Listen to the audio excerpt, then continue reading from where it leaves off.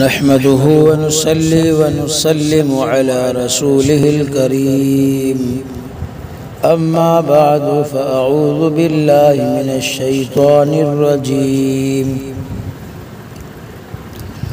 بسم الله الرحمن الرحيم ود الذين كفروا لو تكفرون كما كفروا فتكونون سواء فلا تتخذوا منهم أولياء صدق الله العظيم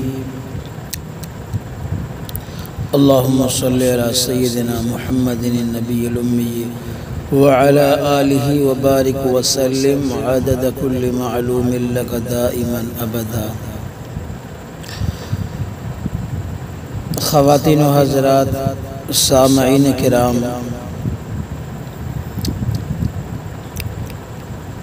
اللہ تبارک و تعالیٰ کا لاکھ احسان کہ اللہ تبارک و تعالیٰ نے ہمیں مسلمان گھر میں پیدا کیا، اور اللہ تبارک و تعالیٰ نے ہمیں اسلام، ایمان، قرآن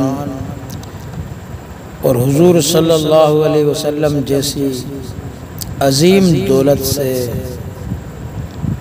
مالا مال کیا۔ میرے دوستو، اللہ کے نزدیک سب سے پسندیدہ مذہب وہ اسلام ہے۔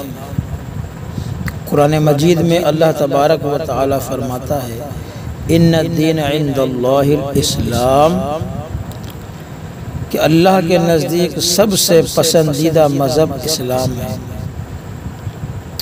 اور دوسرے مقام پر فرمایا کہ تم میں سے اگر کوئی اسلام کے علاوہ کوئی دوسرا مذہب یا دوسرا دین اختیار کرے گا تو اللہ نے فرمایا فَلَن يُقْبَلَ مِنْهُ، اس دین کو، اس مذہب کو اللہ قبول نہیں فرمائے گا۔ اللہ تبارک و تعالی صرف مذہب اسلام کو قبول فرماتا ہے۔ مذہب اسلام کے علاوہ جتنے بھی دین ہیں، ادیان ہیں، تمام کے تمام باطل ہیں، تمام کے تمام جھوٹے ہیں۔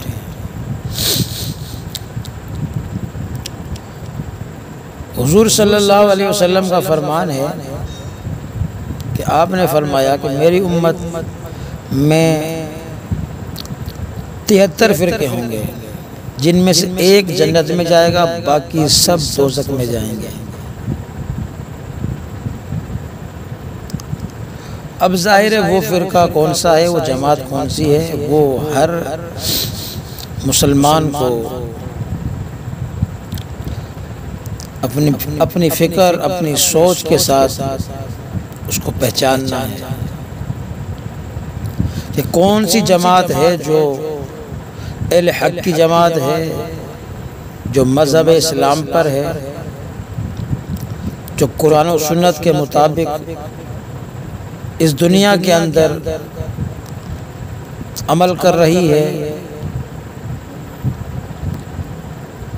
میرے دوستو، بہت سے فرقے اس وقت مسلمانوں کے ایمان کو، مسلمانوں کے اسلام کو ختم کرنا چاہتے ہیں۔ میں آج ایک فرقے کے بارے میں عرض کرتا چلوں، کیونکہ میرا اصل موضوع بھی وہی ہے، وہ ہے عثمانی فرقہ۔ یہ فرقہ کراچی کے اندر بھی ہے اور شہروں میں بھی ہے۔ چونکہ ان کا مرکز کراچی میں ہے، اس لیے میں نے کراچی کا نام لیا۔ کیپٹن مسعود الدین عثمانی ایک شخص تھا، تو اس کے ماننے والے ہیں، اس کے پیروکار ہیں عثمانی۔ یہ شخص اگرچہ پڑھا ہمارے مدارس میں، علم حاصل کیا ہمارے مدارس میں، لیکن بعد میں پھر یہ جو ہے اہل سنت والجماعت سے الگ ہوا، اور اس کے بعد اس نے جو ہے اپنے نظریے کے مطابق کچھ مسائل لوگوں کے سامنے پیش کیے۔ چنانچہ جو عثمانی کے پیروکار ہیں، ماننے والے ہیں، تو یہ لوگ مسعود الدین کی کتابوں کو، ان کے رسائل کو عوام میں خوب پھیلاتے ہیں، کیونکہ اس سے اس کے جو نظریات ہیں باطلہ اور جو اس کے عقائد ہیں فاسدہ، اس کی تشہیر کرتے ہیں۔ یہ لوگ پوری امت محمدیہ اس کی تکفیر کرتے ہیں، ان پر شرک اور کفر کے فتوے لگاتے ہیں۔ کسی مسلمان کو سلام نہیں کرتے اور نہ ہی کسی کے سلام کا جواب دیتے ہیں۔ کسی مسلمان حتیٰ کہ بھائی اور باپ اگر ان کے نظریات پر نہ ہوں تو ان کی نماز جنازہ ادا نہیں کرتے۔ قرآن مجید کی آیات جو واضح ہیں، بینات ہیں، ان میں تحریف کرتے ہیں، رد و بدل، احادیث صحیحہ کا انکار کرتے ہیں، یا احادیث صحیحہ میں تاویلات ڈالتے ہیں، ائمہ کرام کے حق میں بدگوئی کرتے ہیں، بد زبانی کرتے ہیں، حتیٰ کہ امام احمد بن حنبل رحمۃ اللہ علیہ کو برملا کافر کہتے ہیں۔ علماء حق کے بارے میں گندی زبان استعمال کرتے ہیں، عوام کو علماء دین سے متنفر کرنے کے لیے ہزاروں چالیں چلتے ہیں، اور اپنے ماننے والوں کو سبق پڑھاتے ہیں کہ ان مولویوں کے قریب مت جاؤ، ان کی باتیں مت سنو، یہ ایسے ہیں ویسے ہیں، یہ دین فروش ہیں، یہ ایمان فروش ہیں، وغیرہ وغیرہ۔ مقصد یہ ہے کہ بے شمار باتیں جو اخلاق سے گری ہوئی ہیں، وہ سب یہ علماء کرام، علماء اسلام کے حق میں جو ہیں گردان کرتے ہیں اور دن رات کرتے رہتے ہیں، حتیٰ کہ ایسی باتوں سے خاموش ہونا نہیں جانتے۔ جہاں اٹھتے ہیں بیٹھتے ہیں وہاں علماء اسلام کا گلہ شکوہ کرتے رہتے ہیں۔ ایسا محسوس ہوتا ہے کہ مولویوں کی بدگوئی اور بد زبانی ان کی گھٹی میں پڑی ہوئی ہے اور ان کے روح کی غذا ہے۔ ان حضرات کو قرآن مجید جو ہے صحیح پڑھنا نہیں آتا، ترجمہ تو دور کی بات، عربی عبارت کی پہچان نہیں ہے، ان کو ضرب یضرب کی گردان کا پتہ نہیں ہے، کتب احادیث اور محدثین کے نام صحیح طور پر ادا نہیں کر سکتے، نہ اللہ تعالیٰ کی توحید کو جانتے ہیں، نہ ہی قرآن و حدیث کو، نہ ہی کسی صحیح عالم دین سے انہوں نے دین تعلیم حاصل کی، بلکہ اردو رسالوں پر گزارا کرتے ہیں۔ تو میرے دوستو، یہ حال ہے ان عثمانیوں کا۔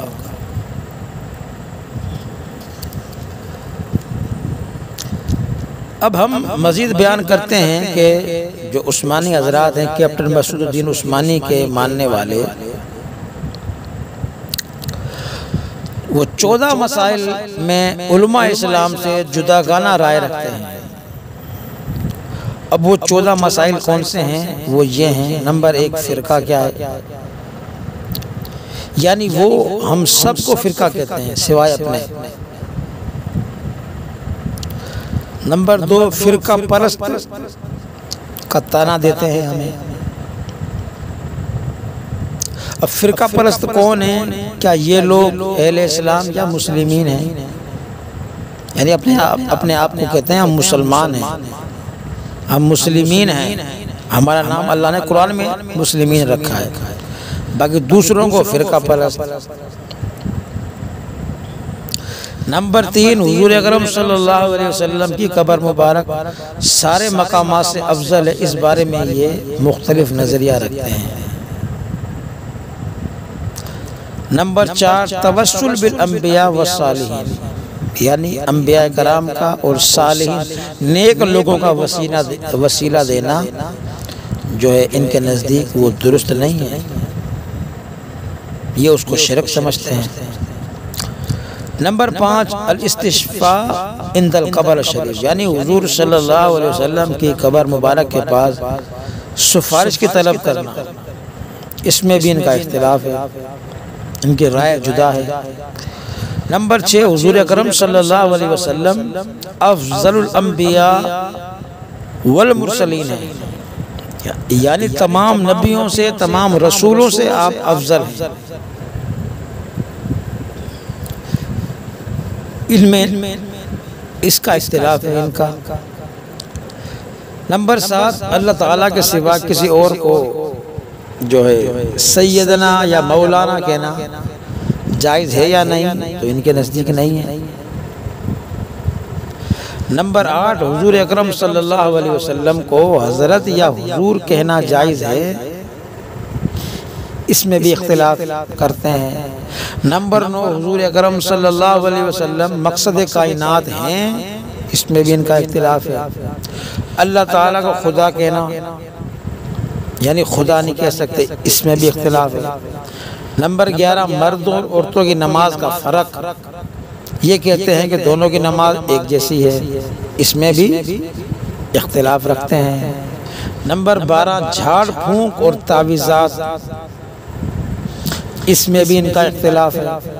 نمبر 13 ایصال جو ہے ثواب الی الاموات، یعنی مردوں کو ثواب پہنچانا، ایصال ثواب جسے ہم کہتے ہیں، اس میں بھی ان کا اختلاف ہے۔ اور نمبر 14 آخری جو مسئلہ ہے وہ ہے علماء، معلمین، مدرسین اور ائمہ مساجد، یعنی مساجد کے امام، ان کی تنخواہوں کا مسئلہ۔ تو یہ جو آخری تھا علماء کی تنخواہ یا ائمہ کی تنخواہ کا مسئلہ، یہ میں نے 4-5 تقریباً ویڈیوز میں دلائل کے ساتھ ثابت کیا الحمدللہ۔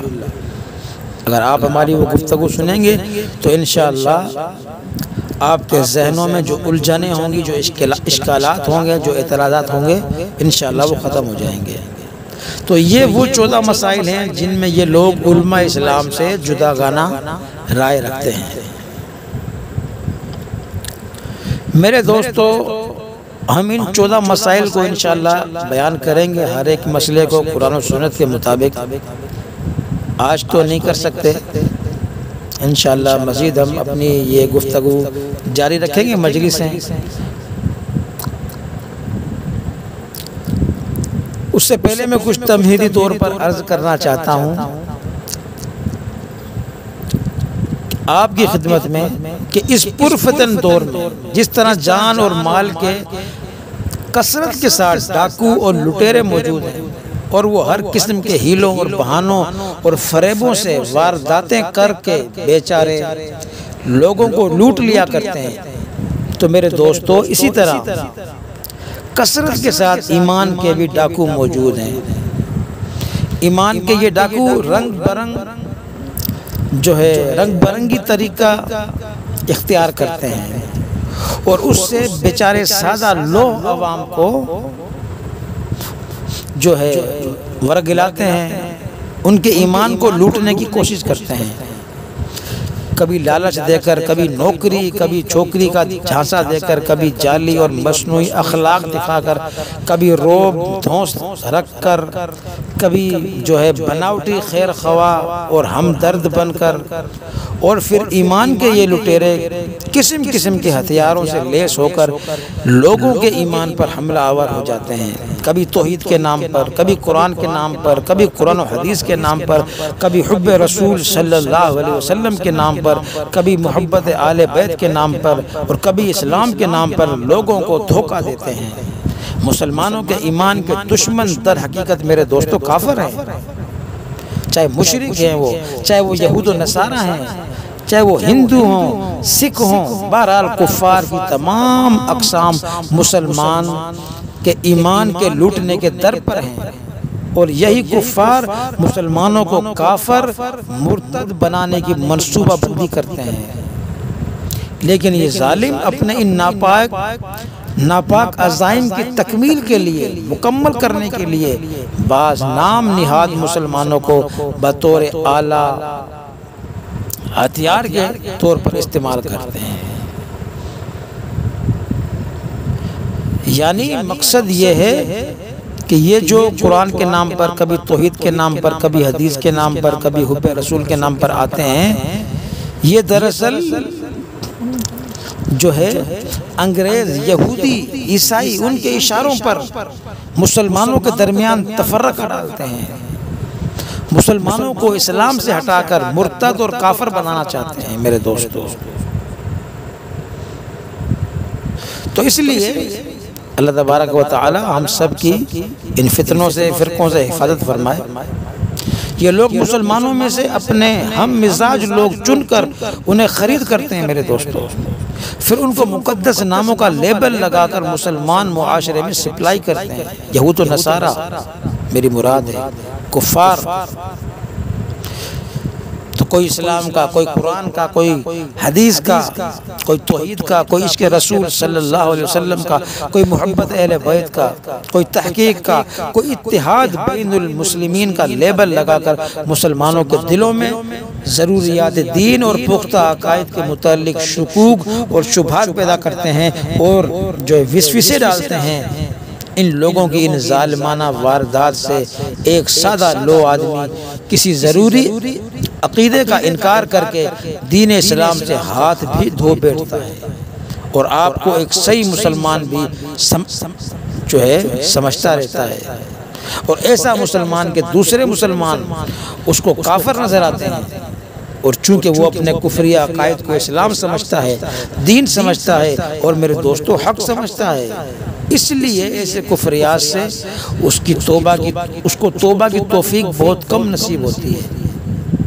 مثال کے طور پر مرزا غلام احمد قادیانی کو آپ دیکھ لیں کہ کافر انگریز نے اس شخص کا چناؤ کیا، اس کو خریدا، انگریز کا خود کاشتہ یہ پودا خدمت اسلام کے لیبل سے مسلمان معاشرے میں آیا، اور خدمت اسلام اور تحقیق اور اصلاح کے نام پر اس ظالم نے ختم نبوت، حیات اور جو ہے نزول مسیح علیہ السلام یعنی عیسیٰ علیہ السلام کا آسمان سے اترنا اور جہاد وغیرہ درجنوں عقائد اسلامیہ سے لاکھوں مسلمانوں کو ہٹا کر جو ہے مرتد کیا یا ارتداد کے گھاٹ میں اتار دیا۔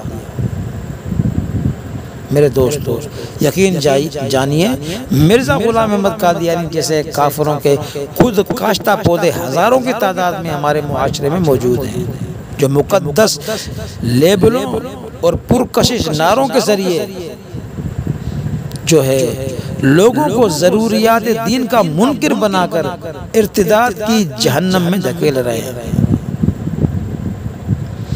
پھر آپ یہ بھی دیکھیں، ان کی چال بازیاں دیکھیں، چالاکیاں دیکھیں، اندازہ لگائیے کہ ایک آدمی ضروریات دین کا انکار کرنے کی وجہ سے اسلام سے خارج ہو چکا ہے، پکا کافر ہو چکا ہے، لیکن پھر بھی وہ اپنے آپ کو کھرا مسلمان سمجھتا ہے۔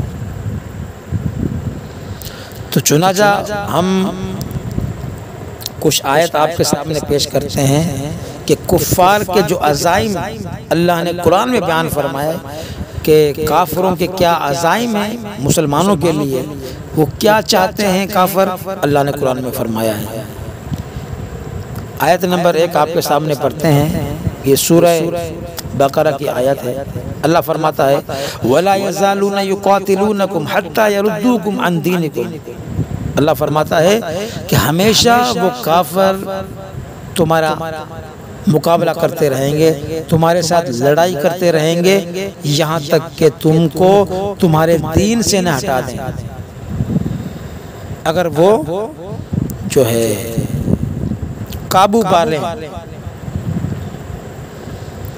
ان کی طاقت اسی میں استعمال ہوتی ہے، یعنی وہ اس لیے لڑتے ہیں مسلمانوں کے ساتھ تاکہ تمہیں تمہارے دین سے ہٹا دیں۔ اور آگے اللہ نے فرمایا وَمَن يَرْتَدِدْ مِنْكُمْ عَنْ دِينِهِ فَيَمُتْ، تم میں سے جو دین سے ہٹ گیا، دین سے پھر گیا اور وہ اس حالت میں مر گیا، تو اللہ نے فرمایا وَهُوَ کافر، وہ کافر ہے، فَأُولَٰئِكَ حَبِطَتْ أَعْمَالُهُمْ فِي الدُّنْيَا وَالْآخِرَةِ۔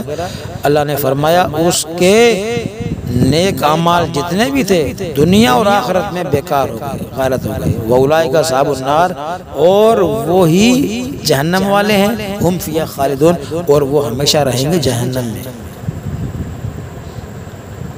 تو اس آیت میں آپ کو معلوم ہو گیا کہ کافروں کا ارادہ، ان کے عزائم کیا ہیں کہ مسلمانوں کو وہ مرتد بنانا چاہتے ہیں۔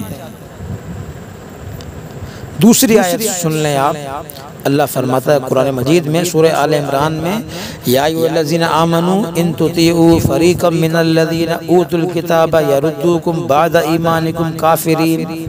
اے ایمان والو، اگر تم کہنا مانو گے کسی فرقے کا ان لوگوں میں سے جن کو کتاب دی گئی، یعنی اہل کتاب، ان کا اگر کہنا مانو گے تم، یردوکم بعد ایمانکم کافرین، تو وہ لوگ تم کو تمہارے ایمان لانے کے بعد کافر بنا دیں گے۔ یہ قرآن کی آیت ہے میرے دوستو۔ اور بھی قرآن مجید کی آیت ہیں، ایک اور آیت آپ کے سامنے پڑھتا ہوں سورہ نساء کی۔ اللہ نے فرمایا وَدُّوا لَوْ تَكْفُرُونَ كَمَا كَفَرُوا فَتَكُونُونَ سَوَاءً فَلَا تَتَّخِذُوا مِنْهُمْ أَوْلِيَاءَ۔ فرمایا وہ کفار کافر اس تمنا میں ہیں، یعنی وہ چاہتے ہیں کہ جیسے وہ کافر ہے تم بھی کافر بن جاؤ، جس میں تم اور وہ سب ایک طرح کے ہو جاؤ۔ تو اللہ نے فرمایا سو ان میں سے کسی کو دوست مت بنانا۔ میرے دوستو اور بھی آیات ہیں بہت ساری، لیکن وقت کی نزاکت کو سمجھتے ہوئے ہم اب کچھ احادیث آپ کے سامنے پڑھتے ہیں۔ ان احادیث کے اندر فتنہ، فرقہ اور فتنہ پردازوں، فرقہ سازوں کے متعلق جو پیشن گوئیاں حضور صلی اللہ علیہ وسلم نے بیان کی ہیں آپ کے سامنے وہ پڑھتے ہیں۔ حضرت عائشہ صدیقہ رضی اللہ تعالی عنہ سے روایت ہے، فرماتی ہیں کہ حضور اکرم صلی اللہ علیہ وسلم نے ارشاد فرمایا، جس شخص نے ہمارے دین یعنی اس دین اسلام میں کوئی نئی چیز، یعنی کیا مطلب کوئی نیا عقیدہ، کوئی نیا عمل نکالا ہو تو جو اس دین میں نہیں ہے، تو آپ نے فرمایا فَهُوَ رَدٌّ، وہ مردود ہے، رد ہے۔ دوسری حدیث آپ کے سامنے پڑھتے ہیں، حضرت ابن عباس رضی اللہ تعالی عنہما سے روایت۔ وہ جو پہلی روایت میں نے پڑھی ہے میرے دوستو، وہ روایت بخاری مسلم کی بھی ہے اور مشکات کی بھی ہے۔ اب یہ جو روایت آپ کے سامنے پڑھی جا رہی ہے یہ بخاری شریف کی روایت ہے اور مشکات کی بھی روایت ہے۔ حضرت ابن عباس رضی اللہ تعالی عنہما سے روایت ہے، وہ فرماتے ہیں کہ حضور اکرم صلی اللہ علیہ وسلم نے ارشاد فرمایا کہ اللہ تعالیٰ کے نزدیک سب سے ناپسندیدہ وہ شخص ہے، تین شخص ہیں۔ ایک حرم محترم میں بے دینی کرنے والا، نمبر دو اسلام میں جاہلیت کے طریقوں کو ڈھونڈنے والا، تلاش کرنے والا، نمبر تین کسی مسلمان کے خون ناحق کا طلبگار تاکہ اس کے خون کو بہائے، ناحق کسی مسلمان کو مارنے کے پیچھے۔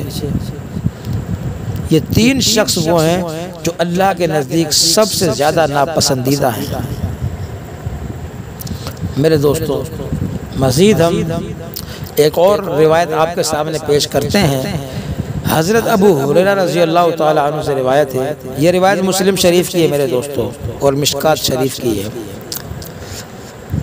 حضور اکرم صلی اللہ علیہ وسلم نے ارشاد فرمایا کہ آخری زمانے میں دجال فریبی، دجال کے معنی کیا؟ فریبی دجال پیدا ہوں گے، تمہارے پاس ایسی باتیں یعنی غلط عقیدے، غلط عمل لائیں گے جن کو تم نے اور تمہارے باپ داداؤں نے نہ سنا ہوگا۔ آپ نے فرمایا لہٰذا ایسے لوگوں سے بچ کر رہنا اور ڈرتے رہنا، دور رہنا، کہیں وہ تمہیں گمراہ نہ کر دیں اور تمہیں فتنے میں مبتلا نہ کر دیں۔ یہ حضور پاک صلی اللہ علیہ وسلم کی حدیث میں نے میرے دوستو آپ کے سامنے پیش کی۔ ایک اور حدیث حضرت ابو رافع رضی اللہ تعالیٰ عنہ سے روایت ہے، فرماتے ہیں کہ حضور اکرم صلی اللہ علیہ وسلم نے ارشاد فرمایا کہ میں تم میں سے کسی شخص کو اس حال میں نہ پاؤں کہ وہ اپنے تکیے پر آسرا لگائے پڑا ہوا ہو، اور میرے ان حکام میں سے جن کا میں نے حکم دیا ہے یا جن سے منع کیا کوئی حکم اس کے پاس پہنچے اور وہ اس کو سن کر یہ کہے کہ میں کچھ نہیں جانتا، جو کچھ ہمیں اللہ کی کتاب میں ملا ہم اس کی تابعداری کریں گے۔ حضور اکرم صلی اللہ علیہ وسلم کے ارشاد کا مطلب یہ ہے کہ میرے دوستو کچھ متکبر بن کر لوگ حدیث کا انکار کریں گے اور کہیں گے جو قرآن میں ہے ہم اس کو مانتے ہیں اور حدیثوں کو نہیں مانتے۔ تو آپ صلی اللہ علیہ وسلم کا مقصد یہ ہے کہ کوئی شخص ایسا نہ ہونا چاہیے، کیونکہ حضور نے احادیث کے اندر بھی کچھ احکام بیان فرمائے، وہ بھی ہمیں ماننے ہیں، قرآن کے بھی ماننے ہیں۔